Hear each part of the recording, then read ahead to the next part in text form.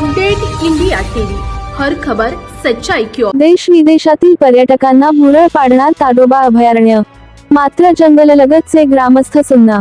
मानव वन्यजीव संघर्ष, जंगलालगतची गावे असुरक्षित।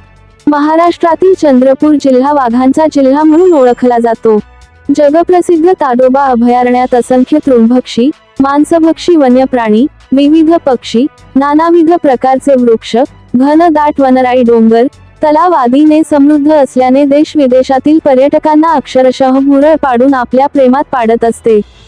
सर्वत्र वनराई व वाघांचे हमखास दर्शन यामुळे इथला पर्यटन व्यवसाय भरभराटीस आला आहे।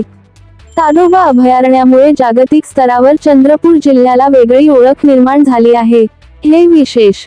मात्र दुसरी बाजू अतिशय गंभीर असून या हिंस्त्र प्राण्यांच्या आक्रमणामुळे जंगलालगत असणाऱ्या आदिवासी गावांना जीव मुठीत घेऊन नाईलाजाने जगावे लागत आहे।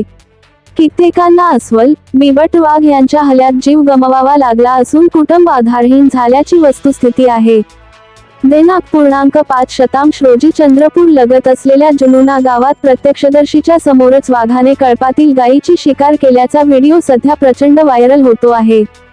फुलझरी जानाळा परिसरात सर्वत्र मामा या नावाने ओळखल्या जाणाऱ्या या वाघोबाने चक गावात येऊन ग्रामस्थांच्या समोरच कळपातील गायीची शिकार केल्याने जंगलालगत शेती व इतर कामे कशी करायची असा यक्ष प्रश्न उभा ठाकला आहे।